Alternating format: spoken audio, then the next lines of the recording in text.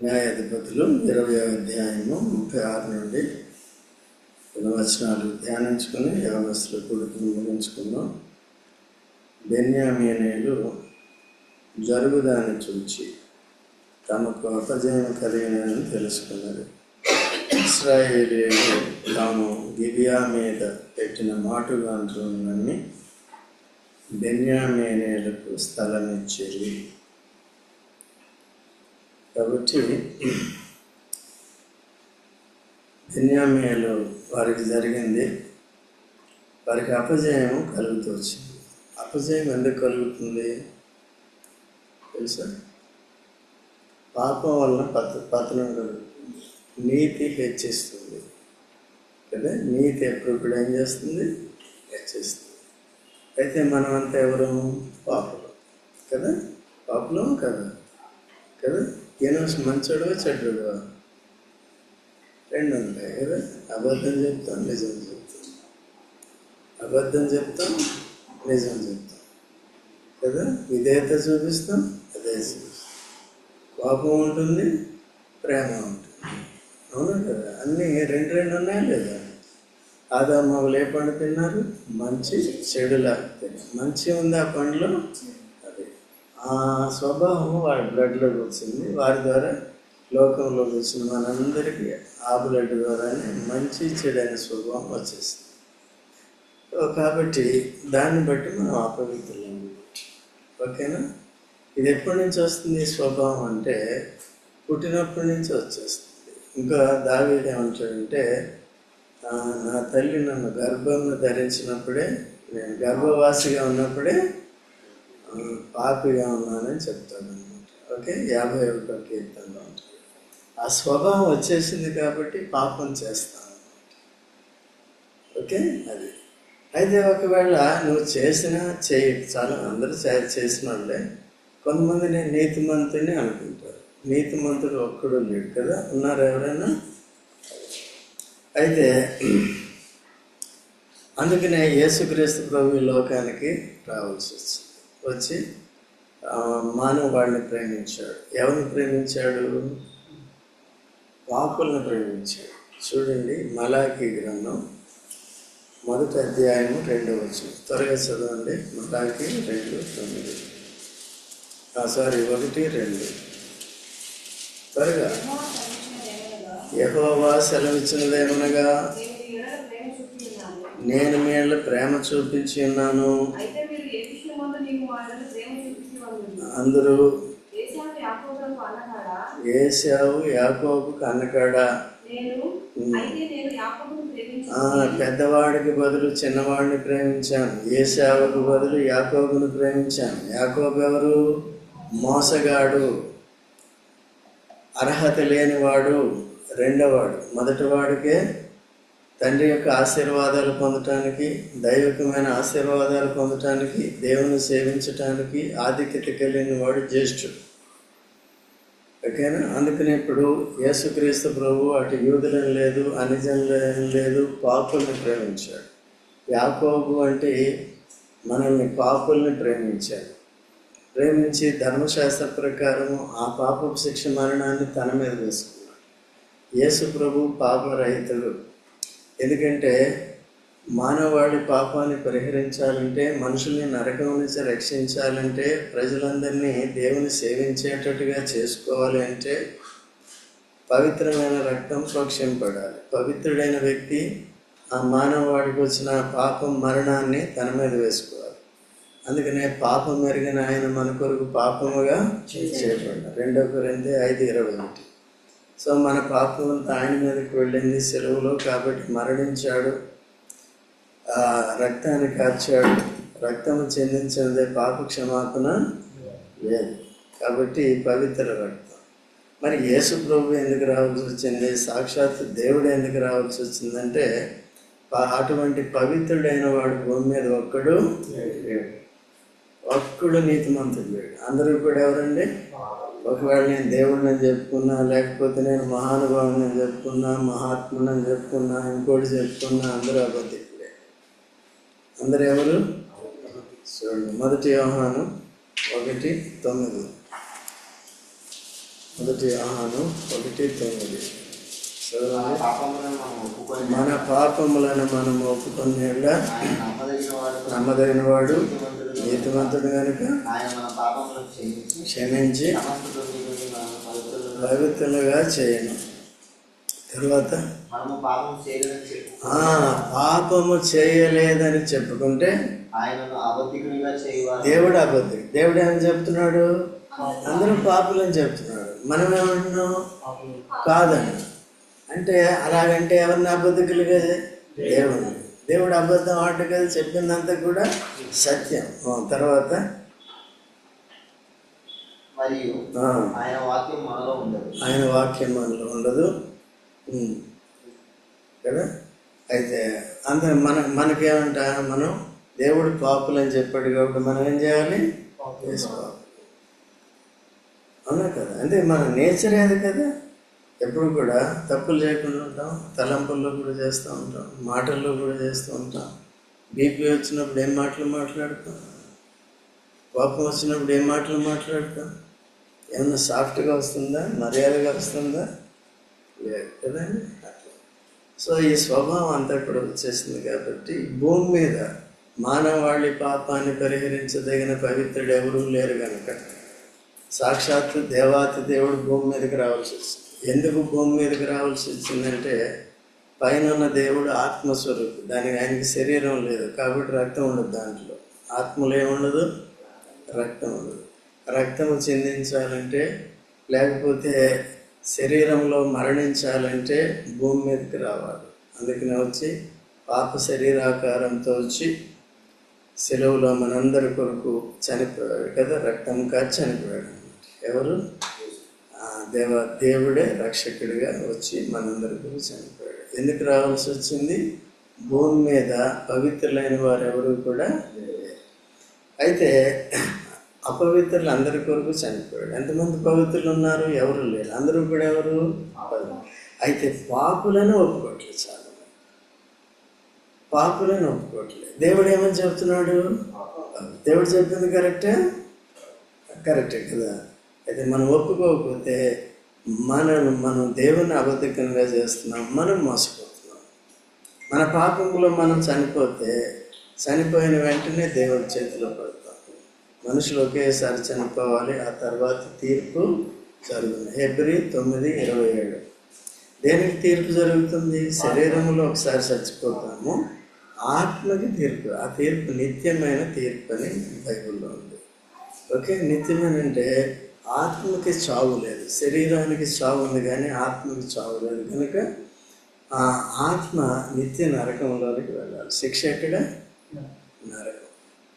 అది ఇక్కడ కూడా ఏదైనా నేరం చేసామనుకోండి, పోలీసులు పట్టుకుని కోర్టుకి తీసుకెళ్ళి తీర్పు అయిన తర్వాత ఎక్కడ పెడతారు? జైల్లో పెడతారు. పెద్ద నేరం చేస్తే, మరణానికి తగిన నేరం చేస్తే ఎక్కడ? ఉరేస్తారు.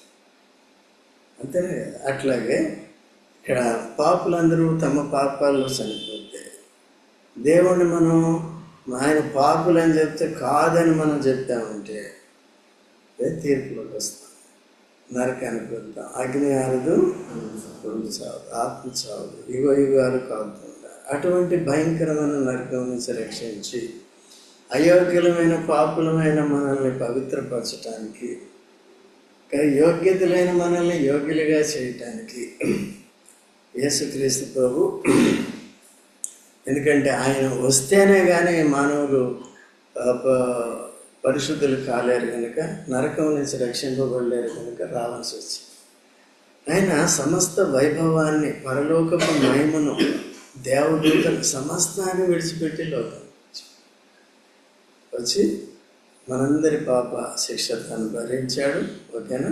ఇప్పుడు నమ్మి ఏం చేయాలి? నమ్మి బాప్తిసం. నమ్మక ముందు ఏం చేయాలి? మారు మనసు పొందాలి. నేను పాపం, నా పాపముల కొరకు పరలోకాన్ని విడిచిపెట్టి, పరలోకపు మహిమను విడిచిపెట్టి, సమస్తాన్ని విడిచిపెట్టి నా కొరకు దీనుడిగా, దరిద్రుడిగా ఈ లోకాన్ని పిలిచి రక్త మాంసాలతో వచ్చాడు. నా కొరకే నీ పవిత్ర శరీరాన్ని, పవిత్ర రక్తాన్ని సిలువలో చిందించి శరీరాన్ని మరణానికి అప్పగించుకున్నావు, నా మరణ శిక్షను భరించావు, తిరిగి లేచావు, నీకు వందనాలని చెప్పి పాప నేను నన్ను క్షమించమని అడిగారు. పాపాలు క్షమించబడింది. తర్వాత నా పాపముల కొరకు క్రీస్తు చనిపోయి సమాధిలో తిరిగి లేచాడని నమ్మాలో వద్దా? ఎవరి పాపాల గురించి చనిపోయాడు? పాపులందరి పాపాల కొరకు. ఎవరైతే అంగీకరిస్తారో, పాపం అయితే ఆటోమేటిక్గా వచ్చింది. ఆదాము ద్వారా పాపము ఆటోమేటిక్గా వచ్చింది. అయితే నీతి మాత్రం క్రీస్తు యేసునందుల విశ్వాసం ద్వారా, మారుమనసు ద్వారా, బాప్తిసం ద్వారానే వస్తుంది. బాప్తిసంలో సాక్ష్యం ఇవ్వటం కూడా నీతి యావత్తు ఇలాగ జరిగించాలి. యేసు ప్రభు కూడా అదే మాట చెప్పాడు కదా, నేటికి కానీ ఈ పాటికి కానేమో నీతి యావత్తు జరగాలి. దేవుడు చెప్పాడు, యోహాను నీకంటే తక్కువ వాడైన యోహాను దగ్గరికి వెళ్ళి నా కుమారుడు నువ్వు బాప్తిజం తీసుకుంటే ఏం చేశాడు? ఆయన 70 కిలోమీటర్లు దాదాపు ప్రయాణం చేసి వచ్చి బాప్తిజం తీసుకున్నాడు, అందరితో పాటు తీసుకున్నాడు. అప్పుడు ఆయన డిక్లేర్ చేశాడు దేవుడు ఆకాశం నుండి, ఈయన నా ప్రియ కుమారుడు ఆనందించుచున్నాడు. ఇంకో చోట ఈయన మాట వినుడి అని చెప్తాడు. అర్థమవుతుందండి? కాబట్టి అట్లా యేసు ప్రభు వచ్చాడు. లేకపోతే మనం కూడా బెన్యామీనులాగా ఏం కావాలి? నాశనం అయిపోవాలి. బెన్యామీనులు ఏం చేశారు? పాపం చేశారు. ఎవరిలో పాపం చేశారు? ఇశ్రాయేలు లేవీయుని యొక్క భార్యని చంపేశారు. లేవీయుడి యొక్క భార్యను పాడు చేసి ఏం చేశారు? చంపేశారు. ఎంత భయంకరమైన పరిస్థితి!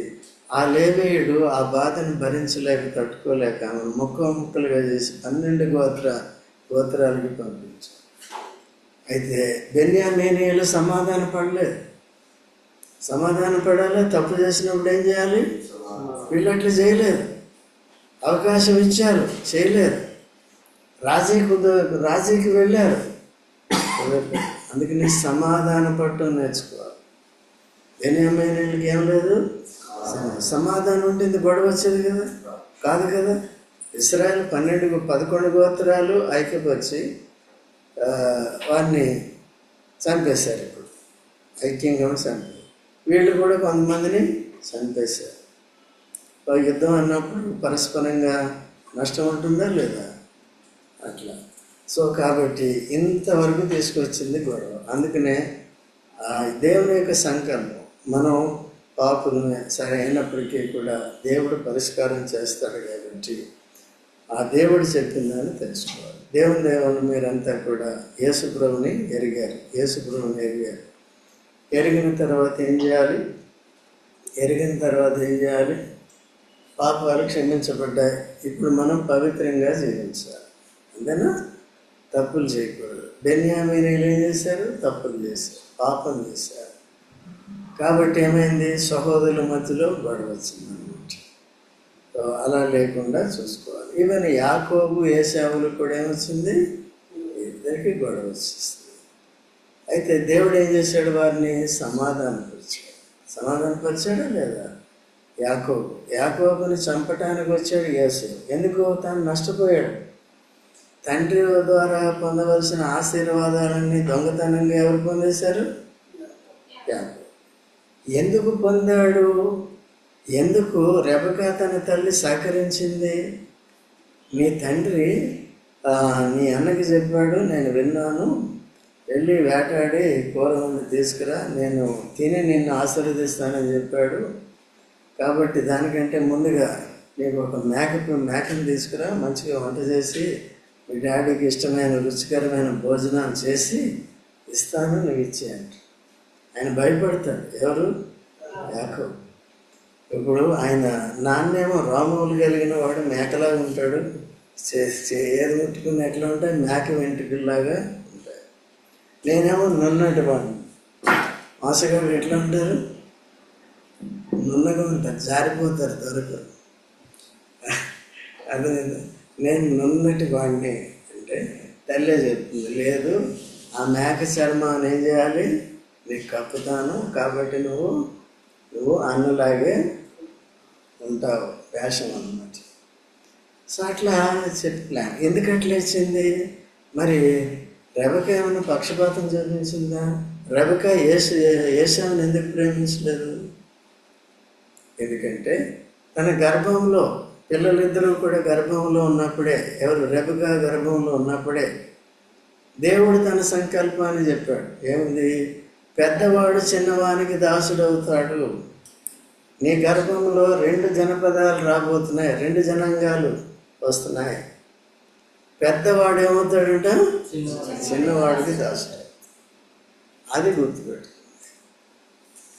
అతను ఈయనకి ఆ విషయం తెలీదో, మరి ఆమె చెప్పిందో చెప్పలేదో తెలీదో, మనకు తెలియదు. అందుకనే ఆయన పట్టించుకోలే. పద్ధతి ప్రకారం ఏం చేశాడు? పెద్దవాడిని ఆశీర్వదించాడు. ఏశావుకి ఈ విషయాలు తెలుసు. అందుకనే ఏశావు కూడా యోసేపు యొక్క 2 కుమారుని ఆశీర్వదించమని యోసేపు వారిద్దరిని యాకోబు దగ్గరికి అవసాన కాలంలో చనిపోయే సమయంలో తీసుకొచ్చినప్పుడు ఏం చేశాడు?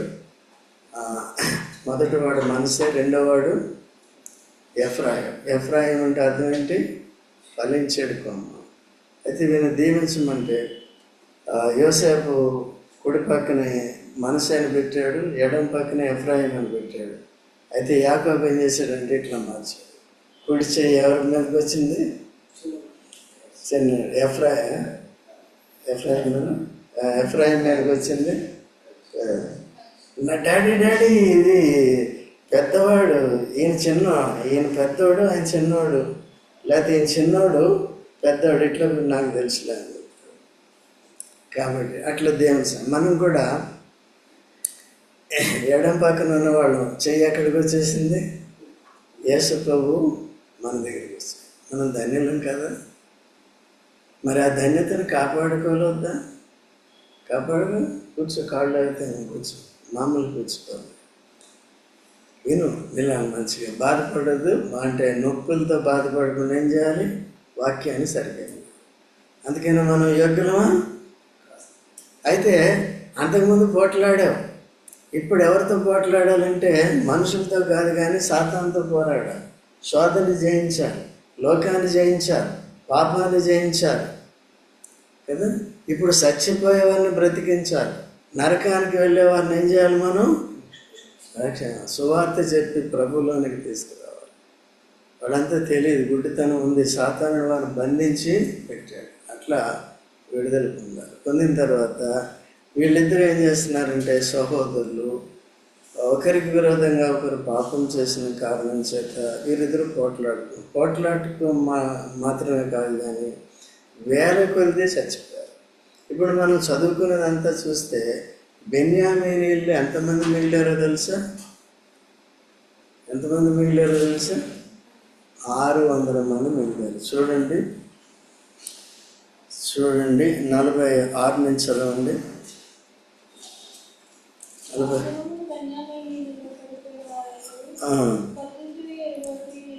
20,000 మంది. వీరంతా ఎవరండి?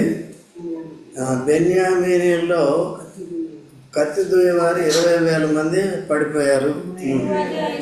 25,000 మంది పడిపోయారు. తర్వాత 47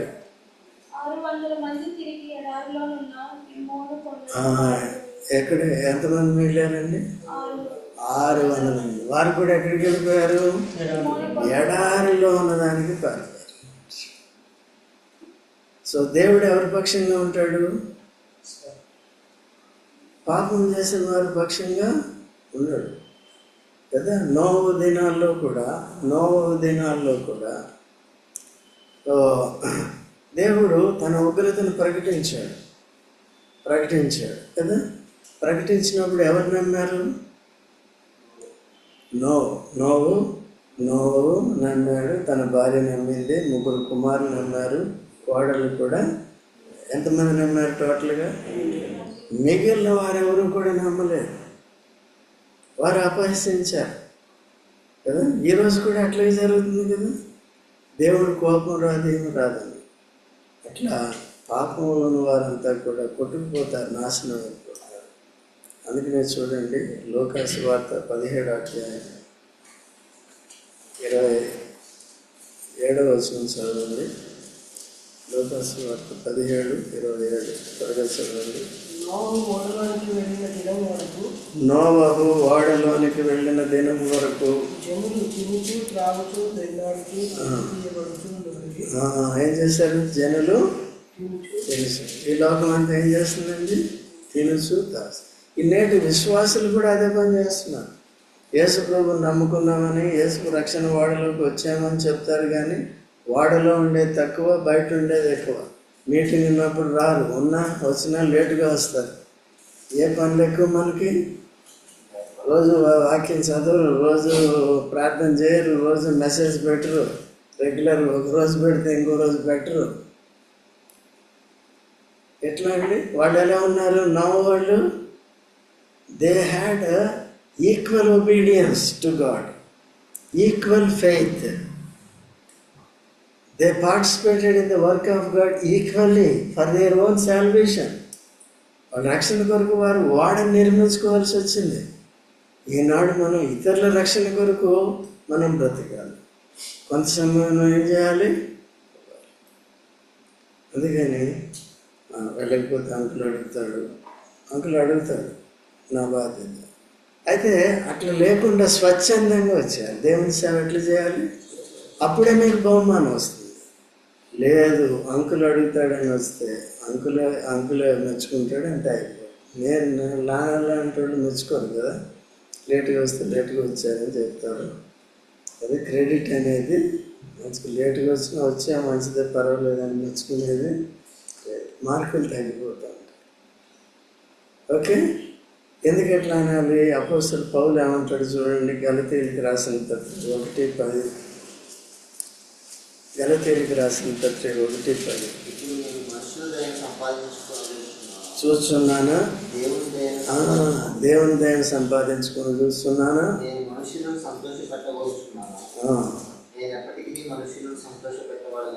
వాడినైతే క్రీస్తు దాసుడు కాకేపో. క్రీస్తు దాసుడు అంటే ఏం చేయాలండి? మనుషుల్ని సంతోషపెట్టద్దు. ఏమవుతుంది? ఇప్పుడు ఒక డాక్టరు నేనే డాక్టర్ నానే అనుకోండి, ఊరికే డాక్టర్ని కాదు, ఊరికే అనుకోండి. ఒక క్యాన్సర్ పేషెంట్ వచ్చాడు అనుకోండి, ఏమిటో తగ్గిపోతుంది, నువ్వు చాలా మంచివాడు, తగ్గిపోతుంది, ఏం కాదు, నీలాంటి మరణాపాయం ఏమి ఉండదు, పోయి పంపేసామనుకో, ఏమవుతుంది? వెంటనే చచ్చిపోతారు. అలా లేదు. ఎవరినైతే తప్పు చేసేవాళ్ళని ఏం చేయాలి? దండించగా హెచ్చరించాలి. దండిస్తే ఊరుకుంటాము? దండించి వాక్యం ద్వారా ఏం చేయాలి? వాక్యమే దుడ్డు కర్ర. మీరేం చేయాలి? మనిషికో మాట కొట్టుకో దెబ్బ. ఇప్పుడు అలా లేదు. మనిషికో దెబ్బ, గొడ్డుకో మాట. గొడ్డు లే అంటే తెప్పుకుంటుంది అది కదా. మనిషికి ఏంటన్నీ చెప్పు కదా. మనం తిరిగి మనం ఏం కావాలి? మనుషులం కావాలా వద్దా? అట్లా. కాబట్టి తర్వాత చూడండి, సామెతలు 5:22 చదవండి.